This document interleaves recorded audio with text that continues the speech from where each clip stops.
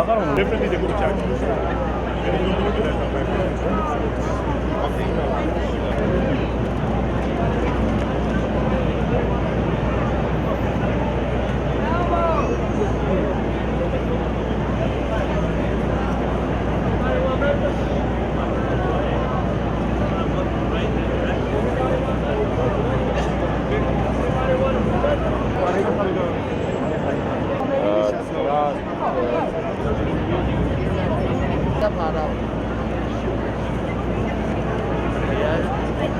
I need to entertain myself.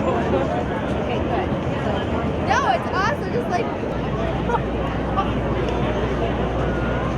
ჩვენ პროტესტს გამოვთქვავთ საგარეო საქმეთა სამინისტროს 158 ბრძანებულებას, რომელიც ზღუდავს ემიგრანტების მონაწილეობას არჩევნებში, არა მარტო ამერიკაში, არამედ ევროპის ქვეყნებში და ასეთი ბრძანებულება, ჩემის აზრით, არც ერთ ქვეყნის საგარეო საქმეთა სამინისტროს საარჩევნო პერიოდში არ აქვს მიღებული თავისი მოქალაქეების მიმართ და თუ დაფიქრდებიან რა გადაწყვეტილებას იღებენ, კარგი იქნება, იმიტომ ამით ძალიან ბევრი ყავს უკმაყოფილო ემიგრანტებში, ეს ევროპასა და ამერიკაში და იმედი მაქვს, ცოტა გადახედავენ თავის ბრძანებულებებს. მოგესალმებით, ჩემო თანამემამულენო, პირველ რიგში საქართველოში გაჭირვებაში მყოფო ჩემო თანამემამულენო და შემდეგ მთელს დედამიწაზე გაფანტულო ემიგრანტებო, ყველა ჭეშმარიტო მართლმადიდებელო ქართველო. მე ორატორობა არასოდეს არ მჩვევია, ალბათ ჩემს ცხოვრებაში პირველი შემთხვევა რომ გამოვდივარ სიტყვით და ამას იმიტომ ვაძლევ ამის უფლებას ჩემ თავს რომ უკვე ჩემს ემოციებს ვეღარ ვიკავებ. მე უპირველესად ყოვლისა მოვუწოდებ ყველა ჩემს თანამემამულეს რომ ნუ დაგვავიწყდება რომ ქრისტიანობა ეს არის კაცობრიობის არსებობის ბოლომდე აგონიაში ყოფნა. აგონიაში ყოფნაში მე ვგულისხმობ იმას რომ ჩვენ არ გვაქვს უფლება თვალი დავხუჭოთ და გადავაბიჯოთ დაბლა მიწაზე წაქცეულ ჩვენს გაჭირვებულ თანამოქალაქეს, თანამემამულეს. ჩვენი უფლება დავინახოთ ყველა გაჭირვებული, გულთან ახლოს მივიტანოთ მათი გასაჭირი და ვიცხოვროთ ქრისტიანულად. ჩემი უპირველესი მოწოდება ეს იქნება ყველა ქართველისადმი, რომ სანამ ჯერ კიდევ გვიან არ არის, მოვეგოთ აზრზე, დავინახოთ რა არის სიმართლე, ნუ ვიცხოვრებთ სიცრუეში, ნუ გავზრდით საკუთარ შვილებს სიცრუეში და საშვილიშვილოდ ნუ დავწყევლით ჩვენ შთამომავლობას. რამე თუ ჩვენი დღევანდელი ეგრეთ წოდებული მთავარსარდალი ბრჭყალებში მოვაქცევ, ვინაიდან თვითონ ბატონი მიშა კარგად მიხვდება, რომ მთავარსარდლობა რას ნიშნავს, გადახედოს მსოფლიო ისტორიას, რომელი მთავარსარდალი დაფოფხავდა მიწაზე. ამიტომ მოეგეთ ჩემო თანამემამულონო გონზე, სანამ დრო არ არის, დავდგეთ ერთად იქ, სადაც ესე იგი ქვეყანას სჭირდება, სადაც ერთად დგომა გადაარჩეს ჩვენს ერთი მუჭა ქვეყანას. ჩვენ ძალიან პატარა ერი ვართ, ჩვენ საკმაოდ ცივილიზებული ერი ვართ, მე ასე თამამად შემიძლია ვთქვა, ყოველთვის ამაყი ვიყავი, რომ ვიყავი ქართველი, პირველად ჩემს ცხოვრებაში ძალიან შემცვა, როცა დავინახე ქართველი ჩემი თანამემამულენი ქვების სროლით როგორ გამოეკიდნენ საღ აზრს. ძალიან შემცვა. მე მირჩევნოდა რომ მომკვდარიყავი იმ დღეს.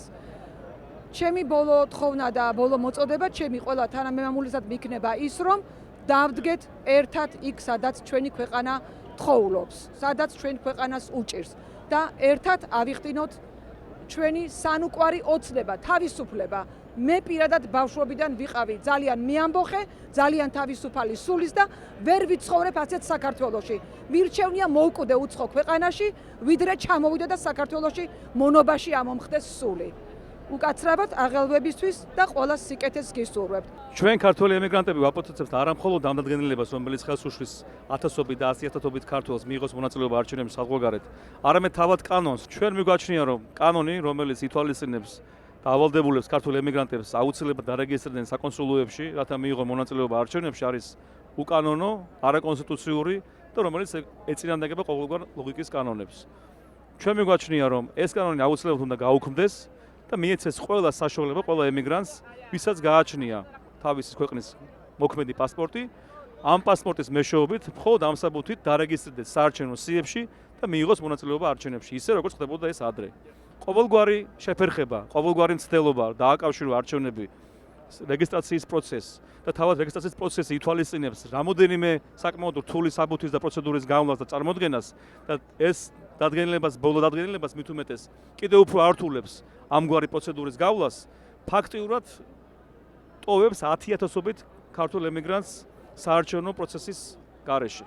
ჩვენ მივგაჩვენეთ ეს არის არაკონსტიტუციური, არის სპეციალურად გამიზნული პროცედურა, ასე ვთქვათ და ხაზს გაუსმევ, თუ საჭიროა ნებისმიერი კანონის დახვეწა და ნებისმიერი კანონის უფრო ასე ვთქვათ დაზუსტება, ამგვარი დაზუსტებები და დახვეწილობები უნდა ხდებოდეს არჩევნების შემდეგ, ან უფრო დიდი ხნით ადრე.